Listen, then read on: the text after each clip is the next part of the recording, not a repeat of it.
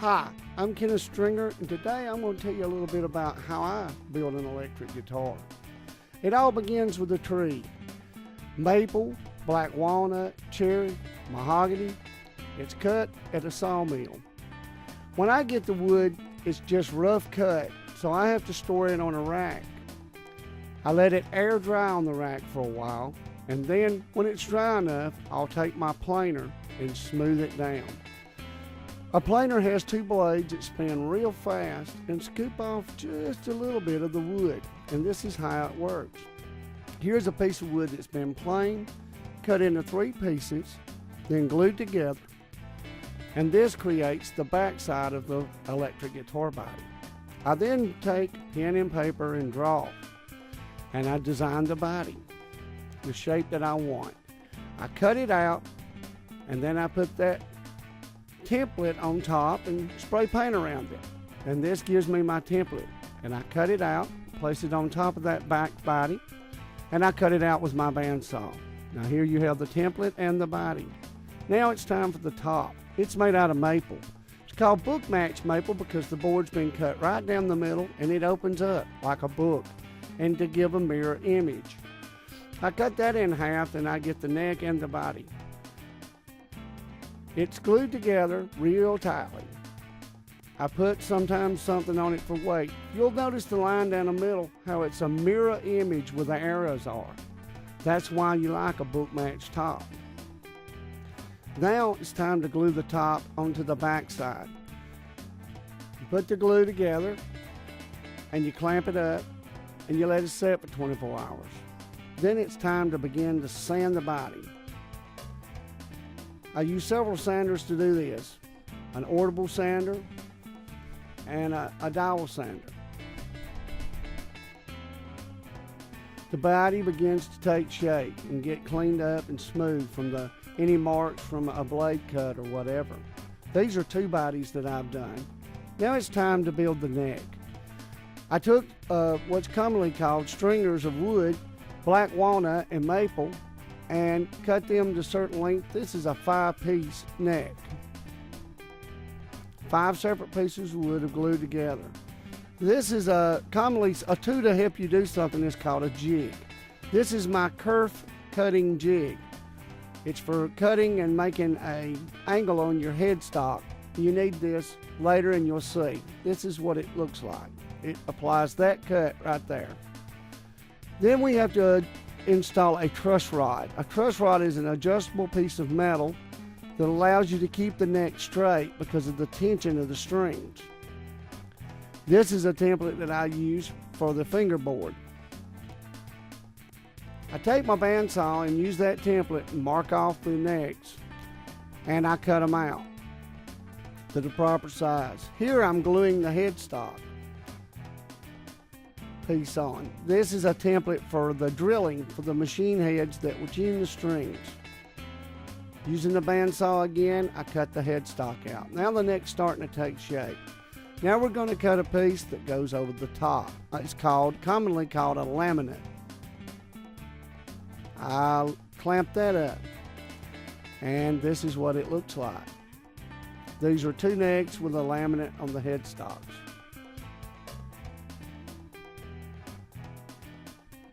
Now it's time to make the fingerboards. They're laid out to an exact scale for the scale length of the guitar. And I have to cut fret slots to get them in. Now I'm going to glue this fingerboard on.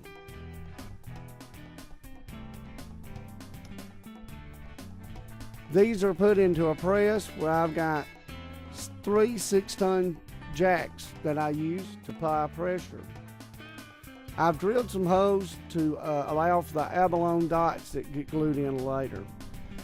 This is a radius block. It's used to cut a radius on the fingerboard prior to putting the frets in. And now you can see I've put the abalone dots in. They're markers to tell the guitarist where he is located or she is located on the fingerboard. There's also side dots that you can see. As you see, I'm carving the neck and it's beginning to take shape. The one on the left is the beginning, and the one on the right is the one that's being carved and taking shape. It's rounded, kind of like a ball bat. Here's the neck, now prepared and ready for frets. But before we do that, we do have to do some finishing. I spray clear lacquer onto the neck because this is a maple neck. And the neck is taking shape. We're going to go ahead and route out with a router, and using a special bit, we're going to cut a hole for the neck to go into. This is another type of jig that I'm setting up to do this procedure. And you take your router and you go in and you begin to route it out. Just a little bit at a time to get the neck exactly in the right place. And there it is. This is a Floyd Rose bridge, thus the inventor who invented it, Mr. Floyd Rose. Comes with a bridge, springs, spring claw, the bolts that hold the spring claw in place, the Floyd Rose locking nut, the string retainer, the screws to install the Floyd locking nut, the studs for holding the bridge, and 2 wrenches for adjustments. Now we're going to lay that out. I start out by drilling 2 holes, and I've got plenty of plans that I've took measurements so I can do this properly. But first we got to make a jig. I use the spray paint again to properly lay something out where I can see it when I cut it. And this jig is for the very first part of installing the Floyd Rose. I'm still making the jig at this point. I'm getting everything as perfect as possible. Now I've got the jig clamped in place and I cut the first part. There's another jig that lays in place that allows to cut the second part, another depth.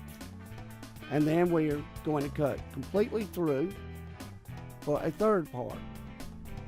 We're not finished yet. We have to turn the guitar over on the back to cut out for the area that holds the springs. And these are some of the jigs I've made to do that.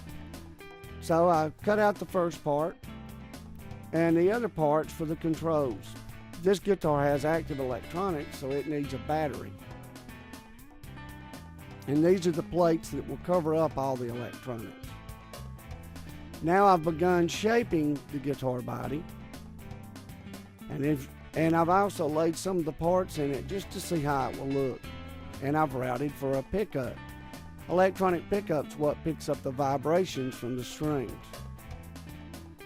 As times went by, I've painted out what's commonly called the cavities, and now I'm going to use a wood filler to put on the guitar prior to staining. You put the wood filler on to take and make up all the grains. It fills it up so that the finish will go on really good. I did it on the headstock and also on the neck. This is the brand that I used to put my logo on the headstock. And on my personal guitar, I signed it and put a date on it. Now the necks are receiving a good healthy coat of lacquer. Look at that shine.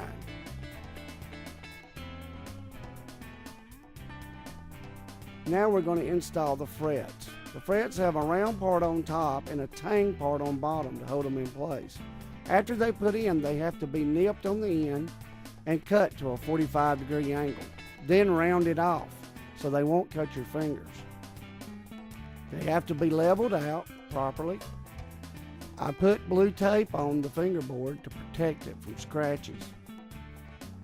This is a long process to build the neck. The neck has to be perfect. And these are the final frets that have been finished off. Installed, filed, and smoothed. Nice and round on the ends. Now the body has been stained, and then it receives coats of lacquer. Many coats of lacquer have to be applied and sanded to achieve a high finish shine like this. And now the back guard plates are put in place and checked. And now we've installed the studs of the Floyd Rose.